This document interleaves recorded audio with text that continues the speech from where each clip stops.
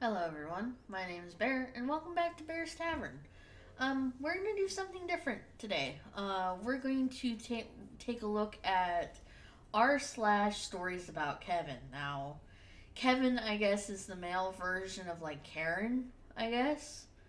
Um, so the saga we'll be covering is Kevin in a Big Rig, which has already been done by other YouTubers. But I figured just for funsies, we'd take a look at it too. So the we'll be taking a look at the prologue today, and then in the near distant future, we'll be looking at the other parts. It's a bit like the Wolfbeard saga in a way. So without further ado and further rambling from me, let's just dive right into it. Kevin violates parole. A few years ago, I was a driver trainer for a large trucking company. Basically, my job was to take newly minted truck drivers and teach them how to handle themselves in the real world. Sometimes it was easy, other times it was like teaching a fish to play tennis. One of my students, the Kevin of the story, was so dense he made a lead brick seem like a feather pillow. Not because of his driving, but because he almost got himself and me arrested. Here's the story. Kevin was on my truck for about 3 weeks. He wasn't the worst student I had, another Kevin has that honor, but he was far from the best. At week 2, we ended up stuck in Salt Lake City, Utah after delivering a load. It was a slow time of the year, and SLC had always been sparse always had been in a sparse area for outgoing loads, so I expected to have to wait to leave out. Not a big deal. I needed the downtime. Kevin, from out of nowhere, started to seem anxious about something. When I asked him why he's so tense, he tells me he needs to get his license changed to his home state. He lived in Louisiana, but his license was from Iowa. The company used a loophole in Iowa law by granting temporary residency to students to get them a license. After the license was issued, they had 30 days to get it switched to their home state. Not a major issue since management knew the drill and would get us to the student's home state in plenty of time. Dude, Kevin asked, when can we go to Louisiana? I need to get my license changed. He asked this every day for a week. But it wasn't until we were stuck in SLC that it really seemed to bug him. Look, I told dispatch you need to get home. They'll work it out. Just relax. He didn't. After 3 days, we finally get to leave SLC bound for Chicago. It takes a few days, and the entire trip I could tell he was getting more and more nervous. Eventually, he can't talk about anything else except how he needs to get home. He was getting pretty annoying. We make our delivery in Chicago and get another one going to Laredo, Texas. Normally we would have to go on through Houston, Texas, but this happened during the massive floods, and I knew going that way was a bad idea. Fortunately, I had found a way that would avoid the flooding and get Kevin to his hometown. Better still, we would have enough time for him to get a ride to the DMV, I'm sorry. Get his license changed, and still make that delivery in plenty of time.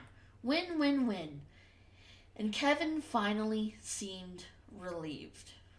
We get to Kevin's hometown on a Sunday afternoon. As he gets ready to leave, I tell him, first thing in the morning, get your ass to the DMV, get your license taken care of, and get back here pronto so we can get going. He says, okay, and leaves with his girlfriend while I enjoy some time to myself. The next morning, I give Kevin until 10 a.m. before I start getting impatient. I texted him asking him where he was and got no reply. I texted again and again, no answer. I call, no answer. I tell dispatch who's asking me when we'll get moving and that Kevin has disappeared and he was supposed to get his license changed over, but I haven't heard from him all day. Dispatch tries to call him and they don't have any better luck. Apparently Kevin has disappeared.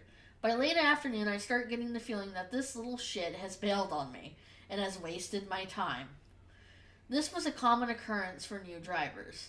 I tell dispatch that I'll give him until the morning to reach out. If he doesn't, I'll continue on to Laredo on my own.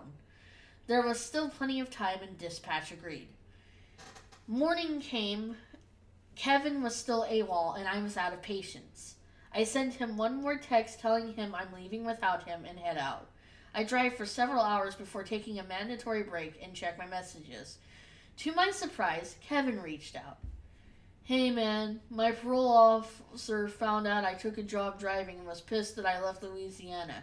She told me to get back as soon as possible or she would have me listed as a fugitive. I called her yesterday, but she's out of town and told me to wait until she gets back on Wednesday.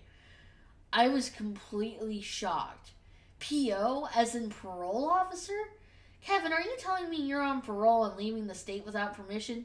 Yeah, I was in jail for selling dope. I got parole for 2 years. I didn't think it would be a big deal since I was working. Dude, you violated your parole. You'll be lucky if you don't end up back in jail.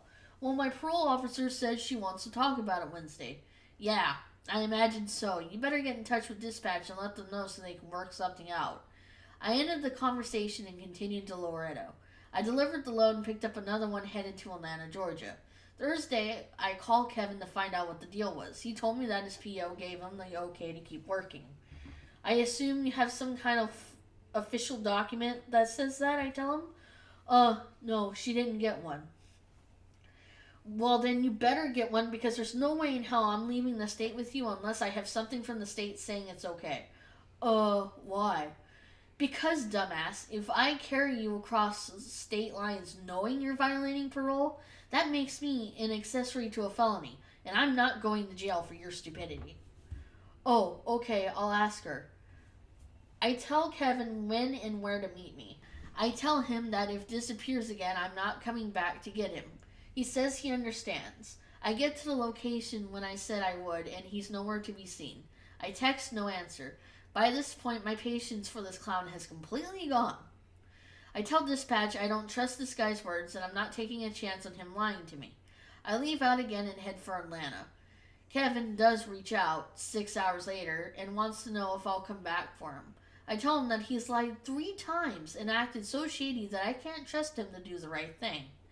If he wants to finish his training, he can sort something out with management, but there's no chance in hell that he will see me again. Fast forward a few months, and I found out from dispatch that Kevin's PO had not given him permission to leave the state again. Apparently, I made the right call by leaving him there.